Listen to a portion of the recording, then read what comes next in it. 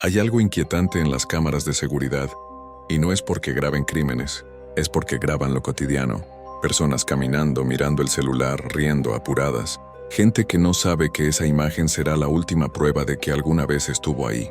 Esta historia empieza así, con un hombre caminando tranquilo por la ciudad y una cámara que lo vio por última vez. Era martes, no viernes, no fin de semana, no una noche especial, un martes común, de esos que se olvidan rápido. Eran las 9:43 de la noche cuando Martín Salgado salió del edificio donde trabajaba. Tenía 32 años, un empleo estable, una rutina predecible y una vida sin conflictos conocidos. No estaba deprimido, no tenía deudas, no había discutido con nadie ese día. Antes de salir le envió un mensaje a su hermana. Salgo ahora, en 20 estoy en casa. Ese mensaje fue lo último normal que hizo. Las cámaras del edificio lo muestran cruzando la puerta principal, acomodándose la mochila y caminando con paso tranquilo. En la siguiente cámara, cruza la calle mirando el semáforo. En la siguiente, baja las escaleras del metro. Todo parece tan normal que resulta incómodo saber lo que viene después. Martín sale del metro 7 minutos más tarde. Camina por la vereda, pasa junto a otras personas, esquiva a un vendedor ambulante. Nada fuera de lugar. Hasta que llega a una esquina específica. Una esquina sin nada especial. No hay tiendas, no hay bares, no hay carteles llamativos. En esa esquina la cámara lo muestra deteniéndose. No bruscamente, no asustado. Simplemente Se detiene. mira hacia su izquierda, frunce levemente el ceño y parece escuchar algo. No mira a las personas que pasan. No reacciona al tráfico. Su atención está fija en un punto que la cámara no alcanza a mostrar. Permanece así unos segundos. Luego da un paso hacia adelante y sale del encuadre. Nunca vuelve a aparecer. Al principio nadie se alarmó. Pensaron que tal vez se había quedado con un amigo, que se le había apagado el celular, que simplemente se había desviado del camino. Pero pasaron las horas y Martín no llegó a casa. El celular seguía encendido. Emitió señal durante 6 horas más. No se movió. La señal marcaba un punto fijo entre dos calles, un lugar donde no hay edificios ni entradas, ni motivos para quedarse parado tanto tiempo, como si alguien hubiera dejado el teléfono ahí, o como si Martín hubiera permanecido inmóvil durante horas. Cuando la policía revisó las cámaras con más detalle, notaron algo que no había llamado la atención al principio. En el momento exacto en que Martín se detiene, su expresión cambia. No parece asustado, pero tampoco relajado. Parece confundido, como si hubiera escuchado su nombre en un lugar donde no debería haber nadie. Entrevistaron a personas que estaban en la zona esa noche. Algunos recordaban haberlo visto. Uno dijo que parecía hablar solo. Otro dijo que caminaba raro, como distraído. Una mujer mencionó algo que quedó registrado en el informe, pero que nadie supo cómo interpretar. Dijo que los ojos de Martín no parecían perdidos, sino atentos, como si estuviera concentrado en algo que los demás no podían percibir. Nadie escuchó gritos, nadie vio violencia, nadie pidió ayuda. Eso es lo que más inquieta. Al revisar el registro del celular, apareció algo todavía más extraño. A las 9:46 de la noche, Martín recibió una llamada entrante. Duró 17 segundos. No era un número privado. No figuraba como desconocido. Simplemente no existía. El sistema marcaba una llamada, pero no había origen. No hubo audio grabado. No hubo mensaje. Solo el registro de que algo llamó y que Martín respondió. Después de eso, nada. No volvió a usar su tarjeta bancaria. No accedió a redes sociales.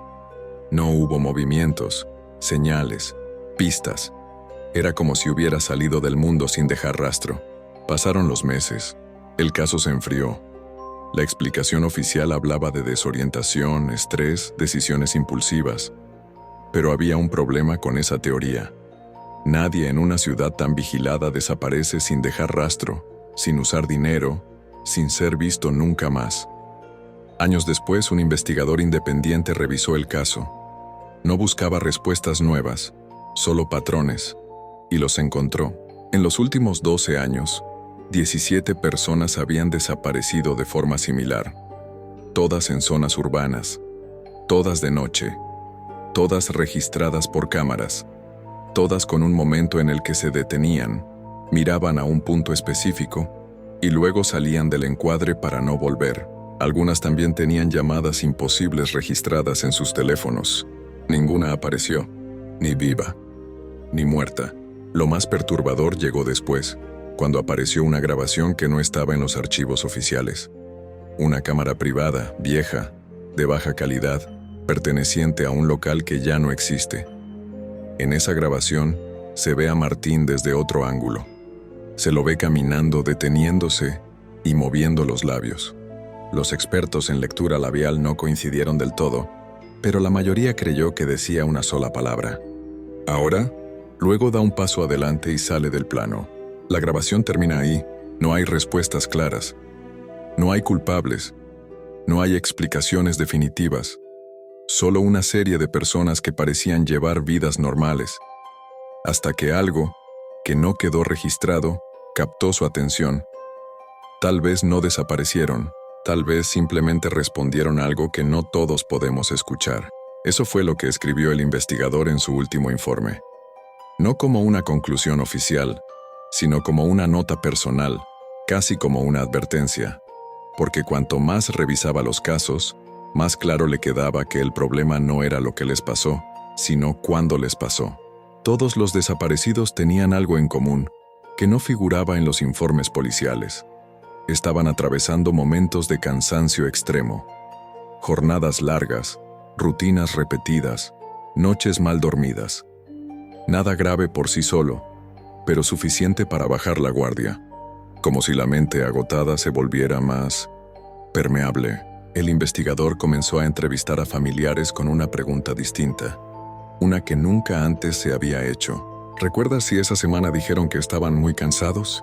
¿Mencionaron sentirse desconectados? ¿Dijeron algo como «siento que todo va muy rápido»? Las respuestas empezaron a coincidir demasiado. Una madre recordó que su hijo había dicho «siento que vivo en automático». Una pareja recordó. Dijo que a veces escuchaba su nombre cuando estaba distraído. Un hermano recordó una frase que en su momento no le dio importancia. Es raro. A veces siento que alguien me observa, pero no me da miedo. No era paranoia. No era locura. Era algo más sutil. El investigador llevó esta información a un neurólogo. No le habló de desapariciones, solo de personas que creían escuchar estímulos inexistentes en estados de fatiga. La respuesta fue inquietante pero lógica. El cerebro, cuando está agotado, puede interpretar señales ambiguas como algo significativo. Un sonido lejano, una vibración, incluso el silencio, pueden convertirse en una llamada reconocible. Pero eso no explicaba por qué todos se detenían en lugares tan específicos. Entonces apareció otro dato olvidado. En casi todos los puntos donde las personas se detuvieron, había interferencia electromagnética leve, cables antiguos, repetidores, instalaciones subterráneas. Nada peligroso, nada ilegal. Simplemente zonas donde las señales se comportaban de forma extraña, como si el entorno ayudara a distorsionar la percepción solo lo suficiente. El investigador empezó a creer que no se trataba de algo externo buscando personas, sino de personas entrando, sin darse cuenta, en un estado mental muy específico. Un punto exacto entre la atención y la desconexión. Un momento en el que la mente busca una instrucción y está dispuesta a aceptarla. Entonces encontró el último detalle, el más inquietante de todos. En varios de los teléfonos analizados, justo antes de la llamada inexistente, había un patrón. Microactivaciones del asistente de voz. No llamadas hechas, no mensajes enviados. Solo activaciones breves, como si el dispositivo hubiera detectado una palabra clave, pero no hubiera registrado audio suficiente para guardarlo, como si alguien hubiera dicho algo, o como si alguien hubiera creído escucharlo. El investigador cerró el caso sin publicarlo. Sabía que no podía probar nada, pero cambió algo en su vida desde entonces. Nunca volvió a usar auriculares de noche. Nunca se detuvo en medio de la calle a revisar el celular, y cada vez que sentía que alguien lo llamaba por su nombre hacía lo mismo. Miraba alrededor, confirmaba que no había nadie, y seguía caminando. porque entendió algo que nadie más estaba diciendo en voz alta. No todos los peligros se ven, no todos los estímulos vienen de afuera, y no todas las decisiones se toman de forma consciente. Algunas solo ocurren cuando estás cansado, distraído, caminando en automático y por un segundo te preguntas si escuchaste algo. Y ese segundo puede ser suficiente. Desde entonces, cada vez que una persona desaparece sin dejar rastro, sin violencia, sin explicación, el investigador no se pregunta qué les pasó.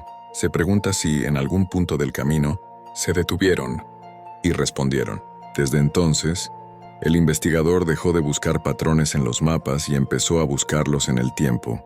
Descubrió que casi todas las desapariciones ocurrían en lapsos muy concretos, minutos exactos, repetidos cada cierto número de semanas, como si algo se alineara brevemente y luego se cerrara.